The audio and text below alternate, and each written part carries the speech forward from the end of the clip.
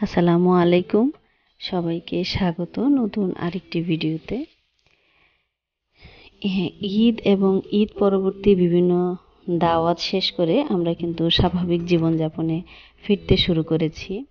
আর বাইরে যেহেতু এখন অনেক গরম, এই প্রচণ্ড গরমে আমরা খাবার দাবারে কিছুটা সতর্ক হওয়া উচিত। তো আমি আজকে আপনাদেরকে পাবদা মাছ একটু হালকা তেল এবং কম মশলায়, অর্থাৎ কম তেল মশলায় পাবদা মাছ আমি একটু ঝোল করব, হালকা ঝোল।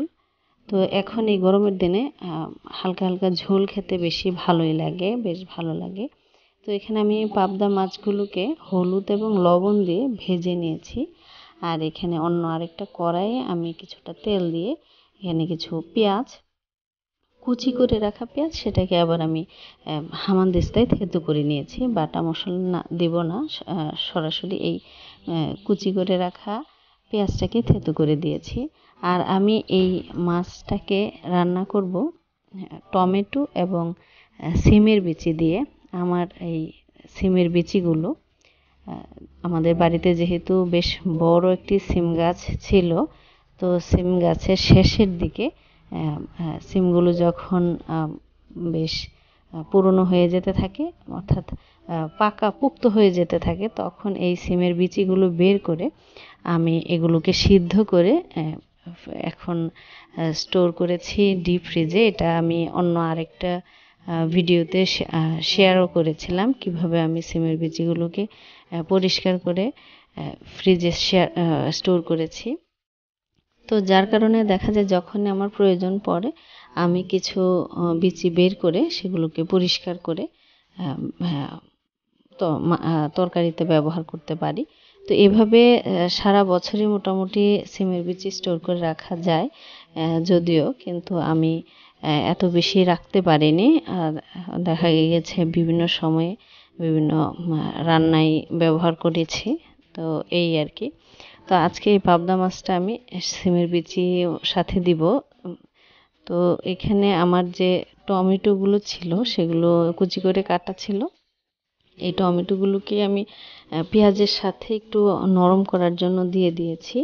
তো এখানে কোনো পানি আগে ব্যবহার করিনি, মশলাগুলো দিয়ে নিয়েছি। মশলা বলতে এখানে বেসিক মশলা যেগুলো হলুদ, মরিচ, ধনে আর জিরা, তো এগুলো দিয়ে অল্প একটু পানি দিয়ে আমি মশলাটাকে সুন্দরভাবে ঢেকে এটাকে কষিয়ে নিব, যেন টমেটোগুলো একদম গলে যায় আর কি।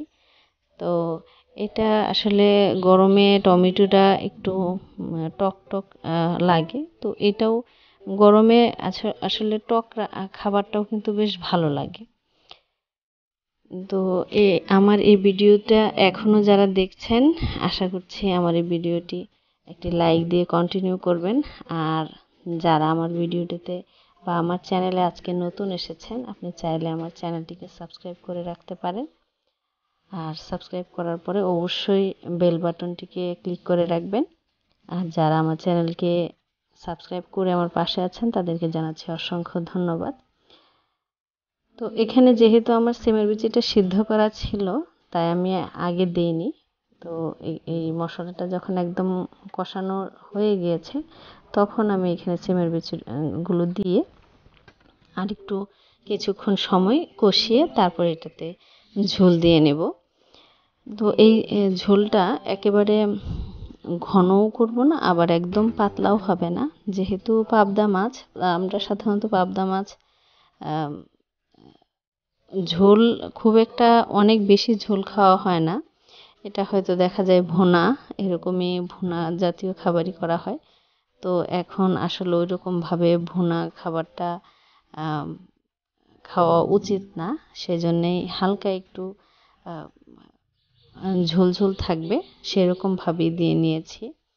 তো এটাতে আমি গরম পানি অ্যাড করে দিয়েছি। এখন এটাকে আমি ঢেকে রাখবো যতক্ষণ না এই ঝোলে একটা বলক চলে আসে। ঝোলটা যখন ফুটতে শুরু করবে, তখন আমি এটাতে মাছ দিয়ে কিছু ধনেপাতা কুচি আর কিছু কাঁচামরিচ কুচি দিয়ে নামিয়ে নেব। এই তো একদম সিম্পল, খুব সহজেই এই পাবদা মাছটা রান্না করা হয়। অনেকভাবেই আসলে অনেকেই পাবদা মাছ করে থাকে। তো আমি এটা আমার এক করার একটা স্টাইল। তো আমরাও আসলে আগের যে পাবদা মাছ সেগুলো এখন খুব একটা পাওয়া যায় না। আগে হাওর বা বিলে খুব ভালো পাবদা মাছ পাওয়া যেত। এখন এই পাবদা মাছগুলো কেমন যেন গন্ধ লাগে। বড় বড় হয়তো পাওয়া যায়, অনেক বড় বড় পাবদা মাছ পাওয়া যায়, কিন্তু সেগুলো গন্ধ লাগে। আমার কাছে লাগে, আপনাদের কাছে লাগে কিনা আমি অনেকের কাছে হয়তো লাগে না, আমার কাছে কেমন গন্ধ লাগে। তো আর এইগুলোর দামও কিন্তু এখন কমে গিয়েছে, যেহেতু এখন এটা খুব অ্যাভেলেবল মাছ, এজন্য দামও কমে গিয়েছে। একটা সময় ছিল এই মাছগুলো খুব কম পাওয়া যেত, অনেক দাম ছিল। তো যাই হোক, সবাই ভালো থাকবেন। আজকের এই ভিডিওতে আপনাদের সবাইকে ধন্যবাদ। দেখা হবে নেক্সট কোনো ভিডিওতে। ভালো থাকবেন। আসসালামু আলাইকুম।